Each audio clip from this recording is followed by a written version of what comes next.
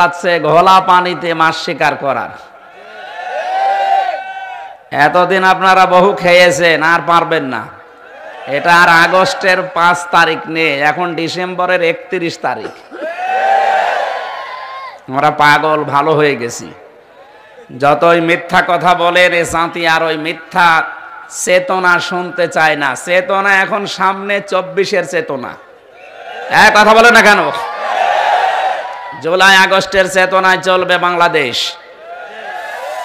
71-এ যা যা জীবন দিয়েছেন তাদের শাহাদতের মর্যাদা কামনা করি। যারা বেঁচে আছেন বীর মুক্তিযোদ্ধা, তাদের সম্মান মর্যাদা আল্লাহ যেন বাড়িয়ে দেন। এই চেতনা বিক্রি করে এতদিন যা করেছেন, দেশটা 12টা বাজিয়েছেন। কোন চেতনার দরকার নেই। চেতনা হবে আমাদের মুসলমানদের কোরআন এবং হাদিস।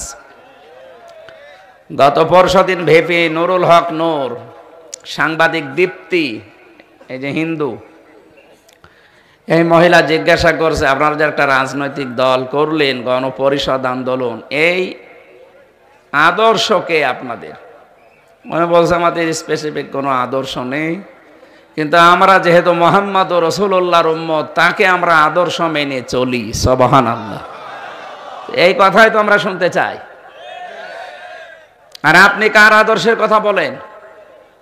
এ পৃথিবীতে মুহাম্মদ রাসূলুল্লাহ বাদ দিয়ে অন্য কাউকে যদি কেউ আদর্শ মনে করে, ও কোনো বিচার নেই, কোনো হিসাব নেই, ও বিনা বিচারে জাহান্নামী।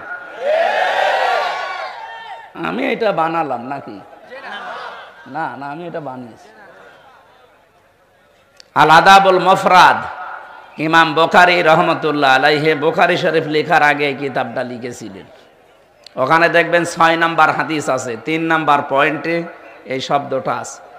দুনিয়াতে যাদের আদর্শ মুহাম্মদ রাসূলুল্লাহ এখনো হয়নি, অন্য কেউ আপনার আদর্শ, আপনি মরে যান, আমি গ্যারান্টি দিলাম আপনার কোনো বিচার হবে না। যতই নামাজ পড়েন, যতই রোজা রাখেন, সত্য কথা বলছি এই জন্য যেন আপনি ফিরে আসেন।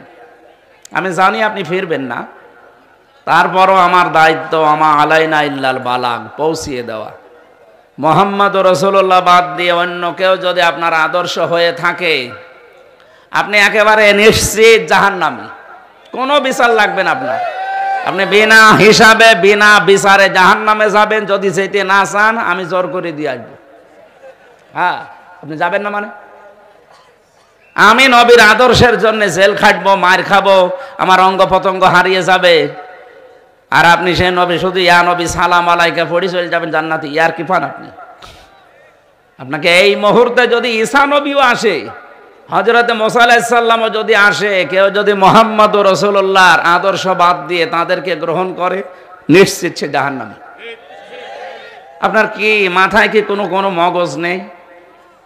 মুসা নবীর মতো এত বড় পাওয়ারফুল নবী, যিনি আল্লাহর সাথে কথা বলতেন, ঈসা আলাইহিস সালামের জন্য যাকে রূহুল্লাহ বলা হয়, আল্লাহর ফুৎকার, বাবা ছাড়া দুনিয়ায় একজন মানুষই এসেছে, সেই মানুষটাকে আপনি যদি এখন মেনে চলতে চান, আপনি জাহান্নামে যাবেন। যেমন খ্রিস্টানরা, আমি বহু খ্রিস্টানের সাথে বিশ্বে কতগুলো দেশ আল্লাহ নিয়ে গেল, কত খ্রিস্টানের সাথে বাসে, ট্রেনে, প্রাইভেটে, বিভিন্ন স্টলে বসেছি। ওরা মানে ঈসা আলাইহিস সালামকে, কিন্তু নাম ঈসা বলে না, বলে যিশু। কি বলে? যিশু বলে, নাম পাল্টিয়ে দিয়েছে। তারাও দেখেছে তাদের যে পর্দা, বিশেষ করে ইহুদিদের, এদের মেয়েদের যে পর্দা, খাস পর্দা, এ পর্যন্ত ঘোমটা দিয়ে থাকে, হাত মোজা, পা মোজা, মনে হচ্ছে যে মনে হয় রাবিয়া বসরি, কিন্তু ইহুদি মেয়ে। বাইরের দেশগুলোতে সফর করার সময় দেখেছি, ট্রেনে যখন যায় দেখি ইহুদি মেয়ে, 4-5টা বাচ্চা, এদিকে একটা এদিকে একটা, সামনে 2টা কাঁধে একটা, অথচ হাত পা মোজা দেওয়া, পাশে তার স্বামী, এত বড় বড় দাড়ি, গোপ একটু হালকা বড় রাখে, সোলমোল বাবড়ি, বিশাল জব্বা গায়ে দিয়ে, মনে হচ্ছে যে হয়তো কোনো মসজিদের ইমাম সাহেব হবে, কিন্তু ইহুদি। ছেলে মেয়ে অতগুলো কেন? ওরা চায় আমাদের যেহেতু জনসংখ্যা কম, আমরা খালি জন্ম দেব, এই জন্য এক একজনের 8টা 10টা 12টা 13টা করে ছেলে মেয়ে। তো জন্ম দিয়ে তো বেশি করতে পারবে না। নবীজি জানিয়েছে যত জন্মাবে তত মরবে। এই দুনিয়াতে সবচাইতে অভিশপ্ত জাতি ছিল ইহুদিরা। ওদের এখন মেন দায়িত্বে যে লোকটা আছে মানুষ হত্যাকারীর তালিকা, এ নেতানিয়াহু বেনিয়ামিন, এই লোকটার ক্যান্সার হয়েছে। আলহামদুলিল্লাহ বলা লাগবে, কারণ বহু মানুষ হত্যাকারীর তালিকায় ওর নাম আছে।